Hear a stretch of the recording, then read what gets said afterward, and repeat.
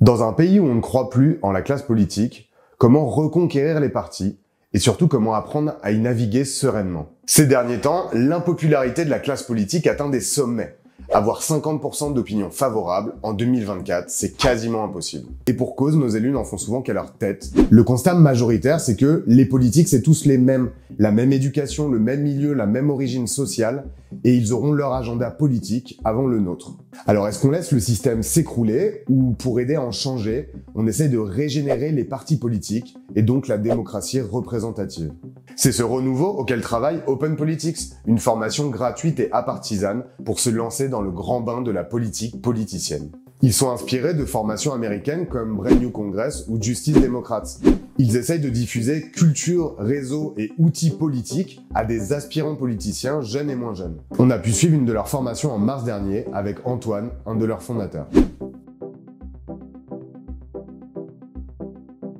L'idée, c'est de doter les citoyennes et les citoyens des codes, des outils et du réseau pour prendre part au monde politique, que ce soit être candidat ou candidate à une élection, rejoindre un parti politique, rejoindre une équipe de campagne, en tout cas passer à l'action politiquement. Le premier constat, c'est que les partis politiques ne jouent plus leur rôle de formateur à la fois des militants et des cadres. C'était vraiment dans les prérogatives des partis politiques, mais ils ont totalement délaissé d'une part la production d'idées au think tank, mais aussi la formation, ils l'ont délaissé. Et donc nous, face à ce constat-là, on s'est dit qu'il fallait former les citoyennes et les citoyens à l'engagement politique. Donc c'est pour ça qu'on a créé cette école de formation. Et puis on avait aussi le sentiment qu'il y avait beaucoup de personnes qui voulaient acquérir les outils du politique, mais sans prendre d'étiquette partisane.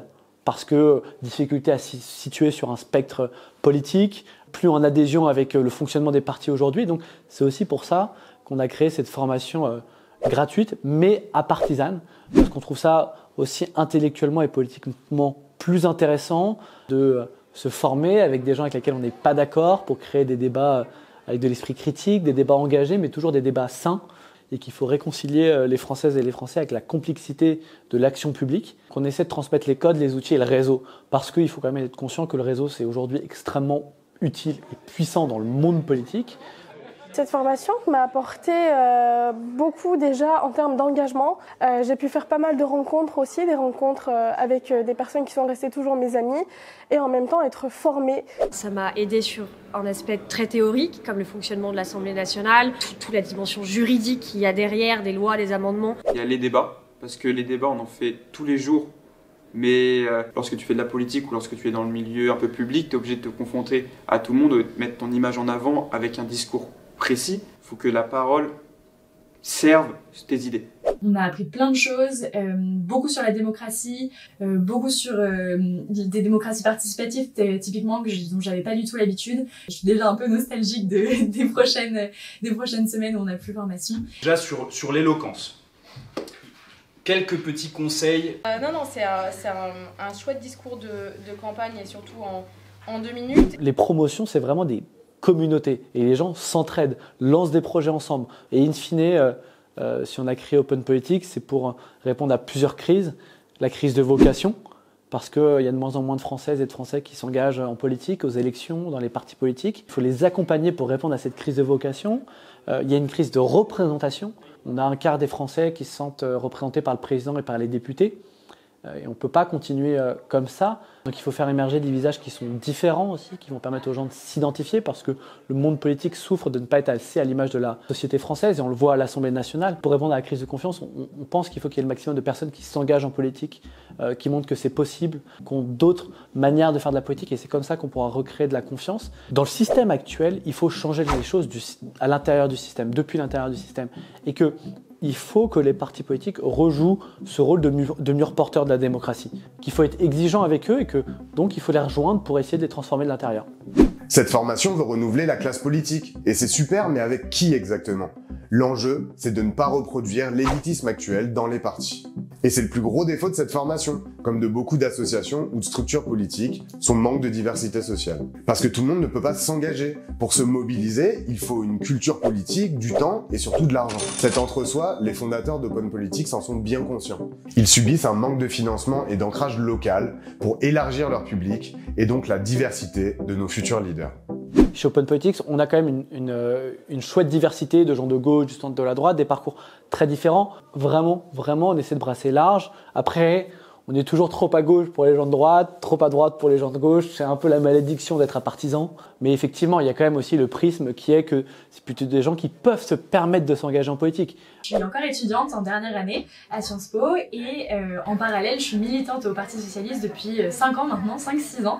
J'ai travaillé dans un think tank, je travaillais en organisation internationale. J'ai toujours eu à cœur de m'engager pour mon pays. J'ai fait Open Politics car j'avais un ami à moi qui a fait la 7e promotion qui m'a conseillé de venir car il savait que j'aimais la politique. Mais je venais de m'être encartée dans un parti politique, mais je m'y connaissais pas trop et je savais pas trop comment faire les premiers pas en politique. On essaie, et c'est un de nos objectifs, de travailler sur cette parité sociale, mais il faut qu'on s'améliore là-dessus. Et donc l'objectif pour ça, c'est de se développer territorialement, c'est d'aller dans les zones où les gens ne croient plus à la politique, parce qu'on ne veut pas rester parisien. On a quand même un certain nombre de personnes qui viennent chaque samedi, qui prennent le train d'autres villes de France, mais celles et ceux qui le font, c'est ceux qui peuvent le faire. On en a conscience. J'avais beaucoup de trac quand je suis venu les premières fois, j'étais un peu timide, un peu en réserve, parce que je pensais que tout le monde avait une grosse culture de la politique, du milieu. Et tu te sens pas mal à l'aise lorsque tu veux le faire, parce que déjà tout le monde est très gentil, c'est vraiment, il y a une très bonne ambiance, tout le monde se comprend, même si on n'a pas les mêmes points de vue, même si on n'a pas les mêmes avis politiques, on est là pour une même chose, apprendre et découvrir. Le processus de comment une loi passe, comment une loi est votée, certains avaient déjà des connaissances, mais parfois j'avais pas le bagage nécessaire pour prendre la voiture en route et il y avait plein d'éléments que je ne comprenais pas, donc peut-être s'assurer que tout le monde a le même niveau quand on commence. J'aurais attendu qu'on ait un petit peu plus de structuration de quel groupe politique pense quoi, sans rentrer dans des débats politiques très actuels. Typiquement la vidéo de Macron, c'est quoi la gauche, c'est quoi la droite, et on essaye d'établir des grandes idées comme ça. La première promotion, elle s'est terminée 1 an avant les élections législatives de 2022. Donc c'était quand même un peu tard pour vraiment prendre part aux élections. Mais on a eu des gens qui sont présentés à des élections malgré tout, aux élections législatives. On en a un certain nombre qui sont devenus collaborateurs ou collaboratrices d'élus. Certaines et certains qui ont pris des responsabilités dans des partis politiques, par exemple. Une alumni de la promo 8 qui est en première ligne de la campagne de place publique pour les européennes. On voit le passage à l'action. Après, on essaie aussi, nous, de leur dire qu'il faut prendre son temps et qu'il y a eu un peu une prime à la précocité ces dernières années dans le monde politique et qu'il ne faut pas penser à la prochaine élection juste, mais qu'il faut penser à la prochaine génération et à la France de 2050, de 2100.